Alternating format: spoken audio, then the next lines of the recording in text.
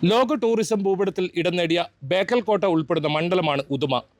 സംസ്ഥാന സർക്കാരിൻ്റെ വികസന നേട്ടങ്ങളും അതോടൊപ്പം മണ്ഡലത്തിൽ നടപ്പാക്കിയ വികസന പ്രവർത്തനങ്ങളും ചൂണ്ടിക്കാട്ടിയാണ് LDF ഇത്തവണ വീണ്ടും CH കുഞ്ഞുമ്മ MLA ജനവിധി തേടുന്നത്. ഏതായാലും CH കുഞ്ഞുമ്മ തന്നെ നമ്മളോടൊപ്പം ചേരുന്നു.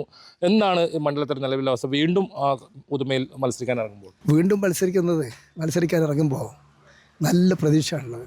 കാരണം കഴിഞ്ഞ 5 വർഷക്കാലം ഉദുമ മണ്ഡലക്കാരെ സംബന്ധിച്ച് ഒരു ഹാപ്പിനെസ്സിൻ്റെ കാലമാണ്. വികസന പ്രവർത്തനം, ക്ഷേമ പ്രവർത്തനം, അതുപോലെ തന്നെ ആഘോഷങ്ങൾ എല്ലാം കൊണ്ടും വളരെ സന്തോഷകരമായ കുറേ വർഷങ്ങളാണ് നമുക്ക് കിട്ടിയത്. 1-2 പിണറായി സർക്കാരിൻ്റെ കാലമെന്ന് പറയുന്നത് വികസനങ്ങളുടെ കുതിപ്പുണ്ടായ ഒരു കാലമാണ്, അഥവാ വികസന വിപ്ലവം നടന്നൊരു കാലമാണ്. അത് ചരിത്രത്തിൽ അതിൻ്റെ സ്ഥാനം ചെറുതല്ല.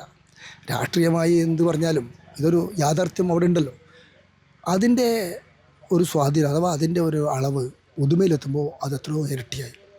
വികസന പ്രവർത്തനങ്ങൾ കഴിഞ്ഞ 10 കൊല്ലം കൊണ്ട് ഒരു 5-6,000 കോടി രൂപയുടെ വികസന പ്രവർത്തനങ്ങളാണ്. 5,000-5നും 6നും ഇടയിലുള്ള ആയിരക്കണക്കിന് കോടി രൂപയുടെ വികസനമാണ് ഇവിടെ നടക്കുന്നത്.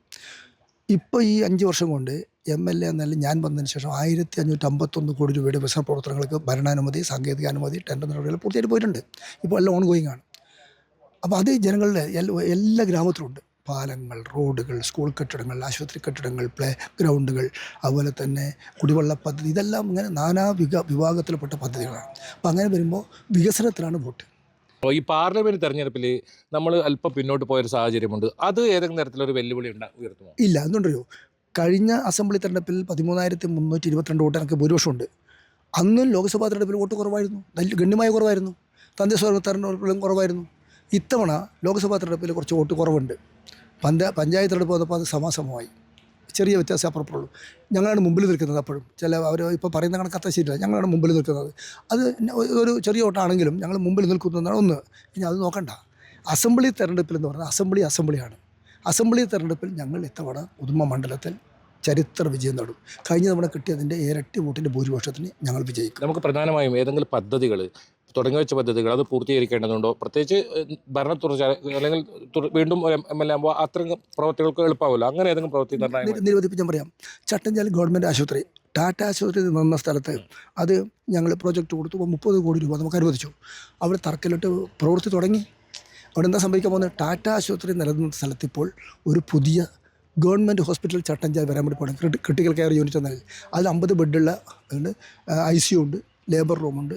ശരിക്കും പറഞ്ഞാൽ ജില്ലാ ആശുപത്രിക്ക് സമാനമായ ഒരു ആശുപത്രിയാണ് വരാൻ പോകുന്നത്. ഇതൊക്കെ പറയുമ്പോഴും ലക്ഷ്യ ക്യാമ്പിൽ ഉൾപ്പെടെ കോൺഗ്രസ് വലിയ പ്രതീക്ഷ വെച്ച് പുലർത്തുന്നുണ്ട് ഉദുമ ഇത്തവണ പിടിച്ചെടുക്കാനാവുമെന്ന്. അത് എങ്ങനെയാണ് കാണുന്നത്? എക്കാലത്തും അവർ പറയാറുണ്ട് ഉദുമ ഞങ്ങൾ പിടിക്കുന്നു. ഒരു ഘട്ടത്തിൽ പറഞ്ഞു ഇതാ പുലി ഇറങ്ങിയിരിക്കുന്നു, ഉദുമ ഞങ്ങൾ കൊണ്ട് പോകുന്നതാണ്. പുലി അവസാനം എലിയായിട്ട് പോയി, പൂച്ചയായിട്ട് പോയി. അപ്പോൾ അതൊന്നും നടക്കുന്നതല്ല. ഉദുമ LDFൻ്റെ ശക്തി കേന്ദ്രങ്ങളിലൊന്നാണ്. 3.5 പതിറ്റാണ്ട് കാലമായി LDFിനൊപ്പം നിൽക്കുന്ന ഇടത് മനസ്സാണ് ഉദുമക്കുള്ളത്. അസംബ്ലി തെരഞ്ഞെടുപ്പിൽ ജനങ്ങളെ ഞങ്ങൾക്ക് പൂർണ്ണ വിശ്വാസമുണ്ട്, അവർക്ക് ഞങ്ങളെയും വിശ്വാസമുണ്ട്. ഞങ്ങൾ വൻ ഭൂരിപക്ഷത്തോടു കൂടി ഇവിടെ ജയിക്കും. എന്തായാലും വൻ ഭൂരിപക്ഷത്തോടു കൂടി തന്നെ ഇത്തവണയും വിജയിക്കുമെന്ന് തന്നെയാണ് അദ്ദേഹം വ്യക്തമാക്കുന്നത്. KB Baiju, News 18, Kasaragod. കൂടുതൽ വാർത്തകൾക്ക് News 18 Keralam YouTube channel subscribe ചെയ്യുക.